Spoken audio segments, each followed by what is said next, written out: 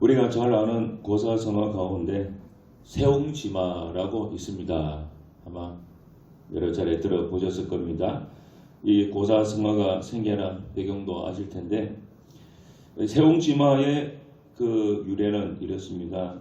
중국 북쪽 변방에 한 노인이 살고 있었습니다. 어느 날 그 노인이 키우던 한 마리 말이 도망을 치게 됩니다. 동네 사람들이 위로를 합니다. 하지만은 노인은 이 일이 언제 또 복으로 돌아올지 모른다며 대수롭지 않은 태도를 보였습니다. 얼마 있지 않아 정말 노인의 말대로 집을 나갔던 이 말이 다른 좋은 말 한 마리를 데리고 돌아온 겁니다. 그러자 동네 사람들이 또 잘됐다면서 축하를 해주었지만은 좋은 일이 화가 될지도 모른다며 노인은 또다시 무덤덤한 태도를 보입니다. 집에 좋은 말이 생기니까 말을 타기 좋아하던 노인의 아들은 그 말을 타고 달리다가 말에서 떨어져 다리를 다치게 됩니다. 이웃들은 아들의 일로 노인을 위로하지만은 노인은 이것이 혹시 복이 될는지 어쩌겠습니까 하면서 또 일관된 태도를 이렇게 보입니다. 그런데 얼마 지나지 않아서 오랑캐가 국경을 침범하면서 마을의 젊은이들이 모두 전쟁터에 나가게 됩니다. 전쟁터에 나간 젊은이들은 19이 죽었는데 노인의 아들은 다리를 다친 까닭에 전쟁에 나가지 않아 무사하게 되었다. 바로 그런 얘기가 있습니다. 그래서 여기서 세옹지마다, 인생기사 세옹지마다 그런 고사성어가 생겼습니다. 이렇듯 사람의 일은 한치 앞을 알 수가 없기 때문에 좋은 일 있다고 해서 마냥 기쁨에 들떠 있어도 안 되고 또 나쁜 일만 겹친다고 우리 인생을 비관해서는 안 된다 하는 이것이 바로 세옹지마의 의미입니다. 여러분 그렇습니다. 우리 사람의 그 인생이 이렇게 계획한 대로 되지 않습니다. 우리가 숫자를 헤아릴 때는 1 다음 2고 2 다음 3 이렇게 이어집니다. 하지만 우리 주변에서 일어나는 사건은 이런 식으로 언제나 일어나지 않습니다. 때로는 우리의 기도와는 전혀 반대로 일어날 때도 많이 있습니다. 생각지도 못한 사건을 만난다면 또 내 계획대로 되지 않는 상황을 만나게 될 텐데 그때 중요한 것이 뭐냐? 그것을 내가 어떻게 해석을 하느냐? 어떻게 내가 그걸 받아들이느냐? 그거 굉장히 중요합니다. 인생을 대하는 굉장히 중요한 태도 중에 하나가 원했던 일이 어떻게 이루어지는가 보다는 원하지 않았던 일을 어떻게 내가 풀어낼 거냐, 즉 해석해낼 거냐, 그게 굉장히 중요합니다. 사실은 사건보다 해석이 훨씬 더 중요합니다. 성공과 실패는 불가피하게 만나는 좌절과 시련에 어떻게 대응하느냐에 달려있다고 합니다. 실제로 심리학자들은 이것을 가리켜서 90대 10 법칙이다 그런 말을 지어냈습니다.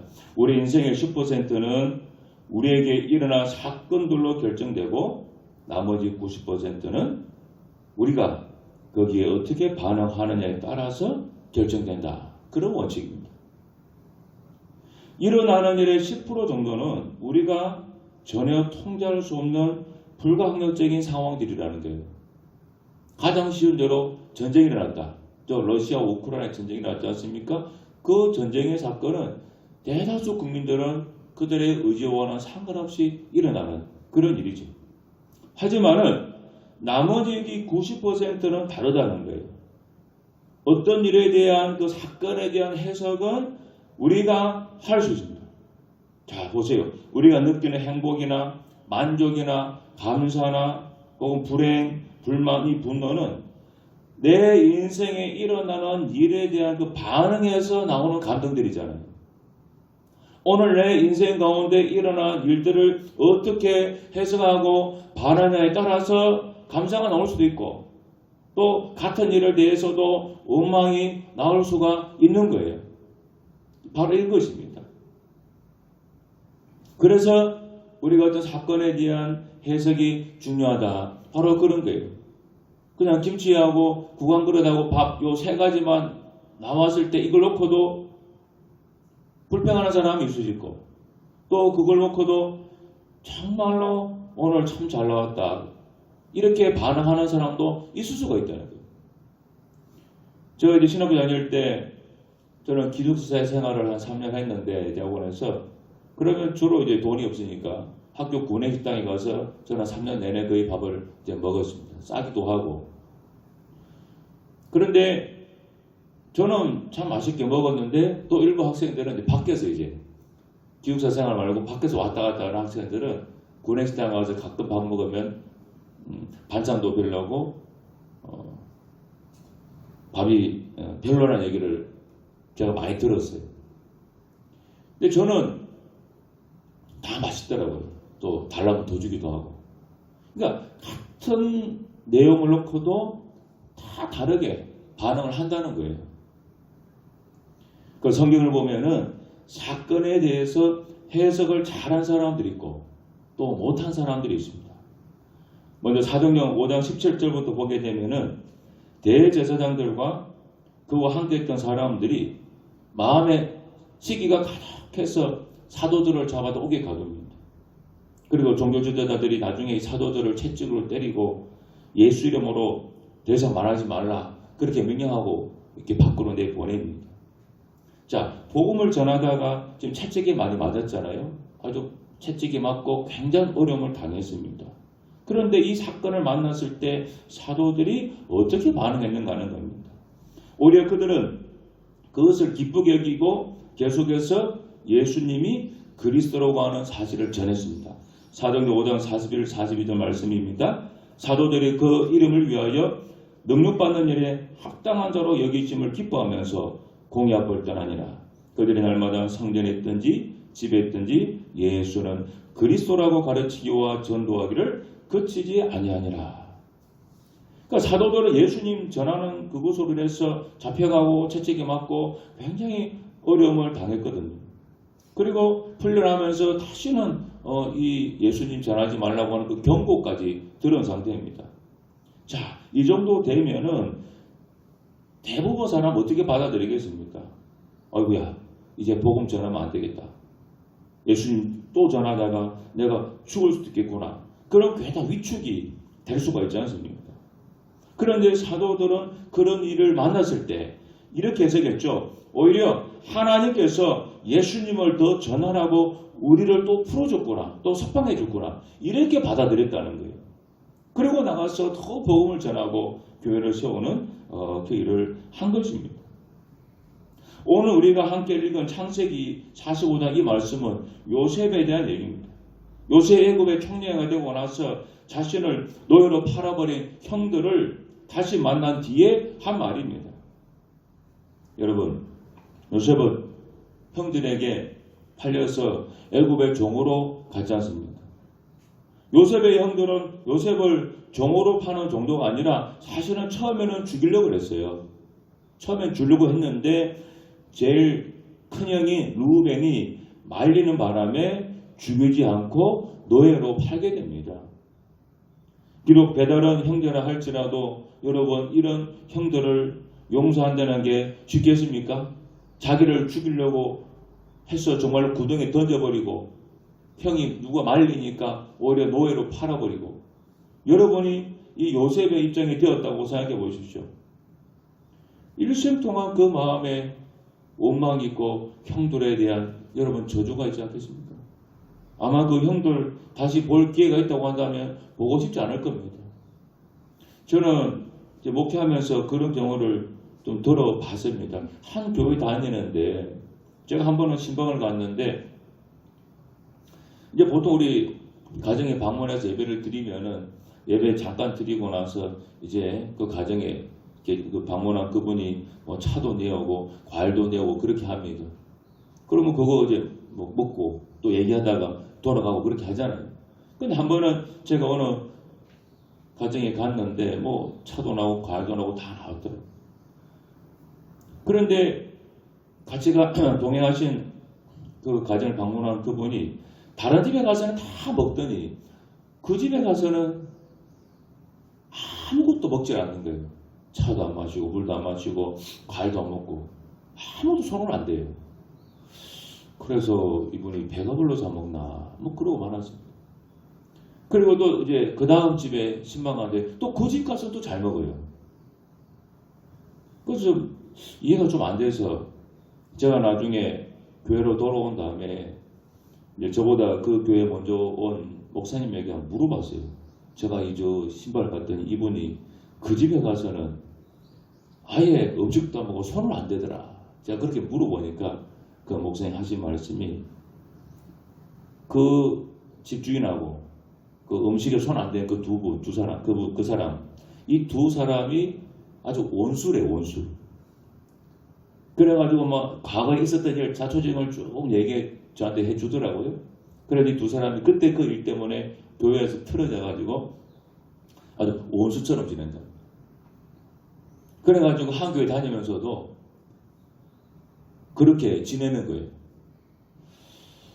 제가 그 얘기를 듣고 나서 참 같은 교회 다니면서 아무리 그래도 그러지 어떻게 그럴 수 있냐 하는 제 생각이 들더라고요.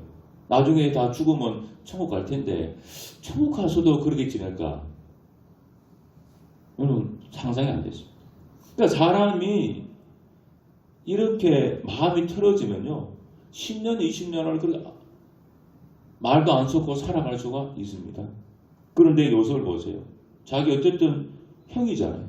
형이 가족인데 자기를 노예로 팔아버렸습니다. 그리고 요셉이 애굽의 종으로 팔렸는데 그 보디발 장군 집에서 가정 총무의 자리까지 갔지만은 또 억울한 누명을 쓰고 감옥에 갇혀서 죄수로 살게 됩니다. 여러분 생각하면 생각할수록 누가 제일 미울까요? 자기 형들이죠. 그 형들이 날 팔았으니까 얼마나 형들이 미워 죽겠습니까? 그런데 하나님 은혜로 애굽의 총리가 되었습니다. 기근으로 인해서 애굽의 곡식을 사러 온 형들을 만나게 됩니다. 요셉이 형들 앞에서 자신이 내가 요셉이다 라고 밝히는 그 순간에 형들은 어떻겠습니까? 요셉을 만난 기쁨보다는 그 속으로 야 우리 이제 죽었다. 그 생각 들지 않겠습니까? 요셉의 형들은 자신들이 요셉에게 행한 일들을 다 기억하고 있었습니다. 이렇게 두려워하고 있는 형들에게 요셉이 말합니다. 오늘 본문을 세 번역으로 제가 읽어보겠습니다. 그러나 이제는 걱정하지 마십시오. 자책하지도 마십시오. 형님들이 나를 이곳에 팔아 넘기긴 하였습니다만 그것은 하나님이 형님들보다 앞서서 나를 여기에 보내셔서 우리의 목숨을 살려주시려고 그렇게 하신 것입니다. 요셉은 지금 자신이 애굽의 종으로 팔려온 것을 하나님께서 그렇게 했다. 이렇게 해석을 하고 있는 거예요. 요셉의 입장에서 이 사건을 있는 그대로 해석하면 형들이 자기를 시기해서 판 게 맞아요. 있는 그대로 현상을 보면은 요셉이 노예로 팔려가는 장면을 지켜보았다고 한다면 누구라도 그렇게 해석했을 것입니다. 어떻게 그거를 하나님이 나를 보냈다고 해석할 수가 있겠습니까? 그러나 요셉은 하나님의 관점으로 이 사건을 바라보고 해석한 겁니다. 그러니까 그 형들을 다 살려준 거예요. 살려주니까 어떻게 됐습니까? 그 집안이 점점 번성해서 애굽에서 수백만 명이 되고 그들이 출애굽을 하고 그리고 가나안 땅에 가서 한 민족을 세우고 그리고 그 민족을 세운 거기서 누가 나왔습니까? 예수님이 태어났잖아요. 만약에 요셉이 그냥 꼭지가 돌아가지고 됐다. 이 형들 그냥 완전히 그냥 끝장을 냈다고 한다면 예수님께서 그 민족을 통해서 태어났겠습니까? 사건보다 중요한 것은 해석이에요. 우리는 살아가면서 끊임없는 사건을 접하게 됩니다. 내가 예상했던 혹은 예상하지 못했던 사건들을 접하게 됩니다. 살다 보면은 성공할 수도 있고 실패할 수도 있습니다. 그러나 그것보다 중요한 것은 그 일에 대한 우리의 태도고 우리의 반응입니다. 지금 실패해도 다른 반응을 하는 삶의 태도를 가지면은 반드시 다시 일어날 수 있습니다. 또 지금 성공했다 해도 바른 반응과 올바른 태도를 갖지 않으면은 언젠가는 그 사람은 또 무너집니다. 거지 아버지와 거지 아들이 홍수가 났을 때 다 떠내려가는 것을 보고 있었습니다. 아들이 떠내려갈 것이 없는 우리는 행복하네요. 그렇게 말했습니다. 거지니까. 그때 거지 아버지가 이렇게 얘기했다고 합니다. 아버지를 잘 둔 덕이다. 그렇게 말했다고 그래요. 최악의 상황이지만은 좋게 생각하는 태도가 필요하다. 그런 얘기입니다. 이 말은. 여러분, 좋게 생각하는 것을 배우셔야 돼요. 아무리 어려운 일 만나도 그 상황 속에서 좋게 생각하는 그 습관을 가지셔야 됩니다. 여러분, 해리포터 영화 아시죠? 이 해리포터 작가가 조앤 롤링입니다. 이분은 1년에 3억 달러를 번다 그래요. 우리나라 돈으로 거의 한 3,500억, 4,000억이 넘는 돈을 1년에 버는데 초당 10불씩 번다고 합니다. 초당. 그러니까 지금 환율로 초당 거의 한 2만 원 이상 이렇게 버는 건가요? 대단한 여자분이죠. 이 조앤 롤링의 과거를 보면은 이분이 어느 기자와 결혼했는데 딸이 태어난 지 얼마 되지 않아서 이혼을 했습니다. 너무 가난했다 그래요. 그래 친구 집 얹혀 살다가 조그만 아파트를 구해서 독립했는데 가난하기는 맡길 곳이 없어서 일자리를 구할 수 없었습니다. 그래서 나라에서 주는 그 연금 같은 거, 돈 주는 거 있잖아요. 그런 거 받으면서 아주 간신히 어렵게 살아갔습니다. 그런데 그 어려운 와중에도 이 조앤 롤링은 자기가 가장 하고 싶은 또 가장 잘할 수 있는 일을 발견했다 그래요. 그게 바로 글 쓰는 거라거든요. 그래서 그녀는 그 어려운 중에도 절망하지 않고 원고를 썼습니다. 타작에 살 돈도 없어서 손으로 글을 다 쓰고 또 쓰고 그렇게 했습니다. 글을 쓰면서 현실의 고통을 이겨내고 그 고통 속에서 좋은 작품이 나오게 되는데 1997년 6월에 해리포터와 마법사의 돌이라고 하는 그 책이 출간됩니다. 그런데 그 책이 세계적인 베스트셀러가 되고 영화로 나오게 되었습니다. 조앤 롤링이 하버드 대학 졸업식 축사를 할 때 긴 글인데 그 중에 짤막한 한 문장을 말해드리겠습니다. 실패는 삶에서 불필요한 것들을 제거해 줍니다. 그런 말 한 게 있어요. 그러니까 이분의 그 어떤 삶의 태도가 이겁니다.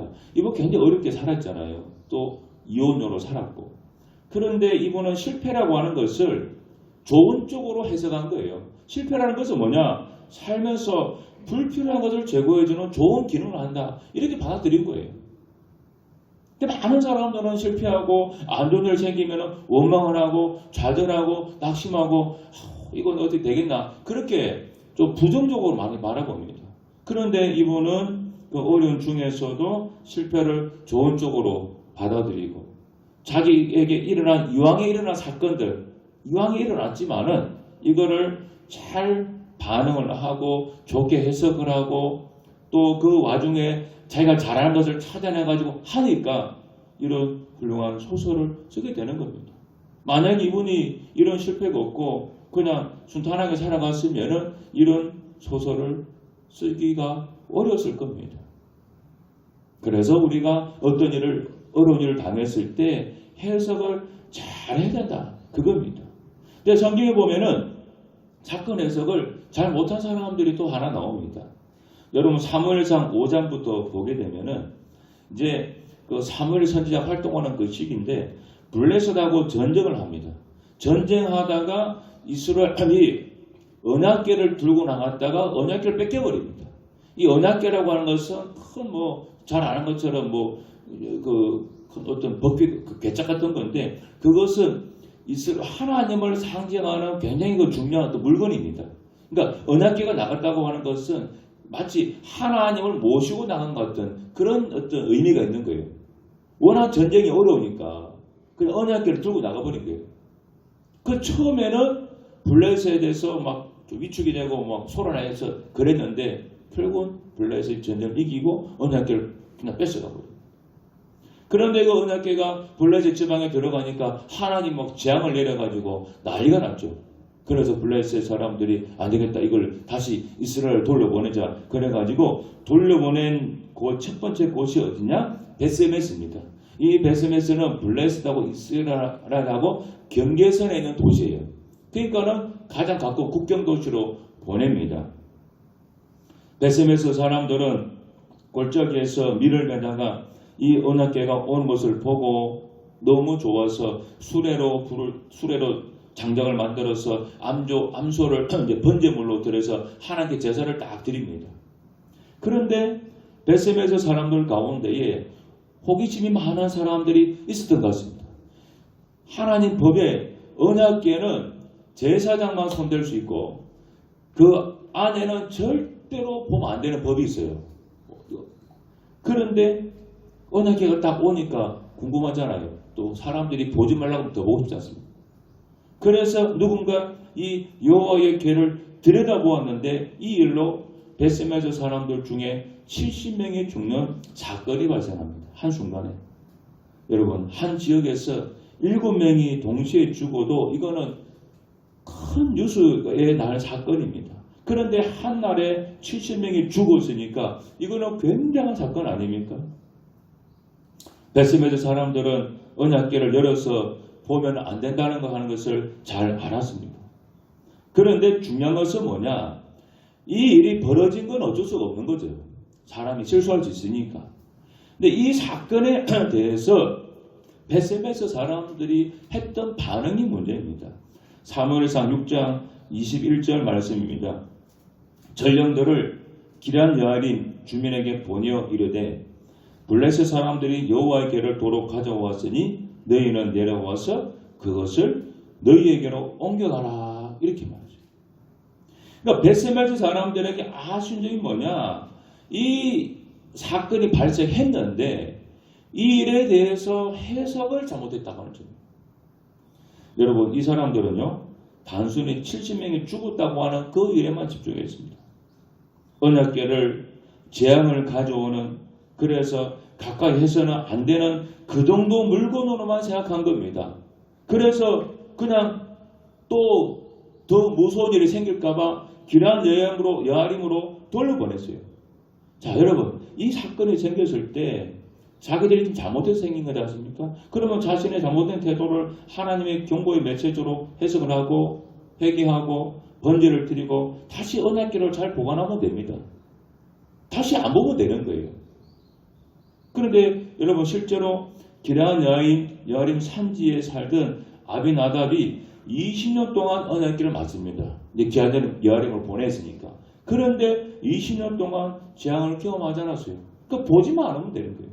근데 성경에 보면은 언약궤를 못 져서 재앙을 경험하기는커녕 복을 받는 경우가 더 복을 받는 경우도 있었습니다. 사무엘하 6장 11절 말씀입니다.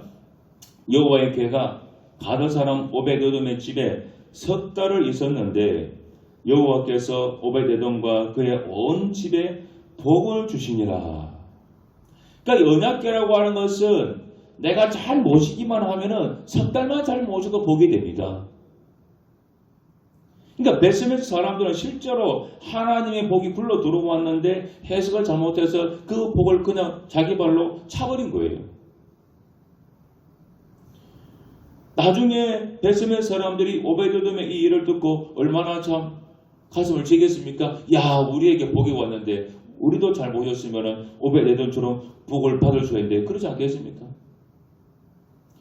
아무리 안 좋은 일이라 할지라도 내가 믿음으로 해석을 하고 그 일을 잘 받아들이고 소화를 하면은 얼마든지 그 일은 내게 복이 될 수가 있습니다. 그럼 아무리 좋은 걸 할지라도 내가 해석을 잘못하면은 그 일은 복음커녕 때로는 내게 화가 될 수도 있다는 것입니다. 여러분, 우리가 살면서 많은 일을 겪습니다. 좋은 일도 있고 때로는 우리가 원하지 않았던 안 좋은 일도 겪습니다. 그 일을 겪었을 때 해석을 잘 하십시오. 하나님 말씀 펼쳐들고 하나님 뜻대로 해석을 잘 해보십시오.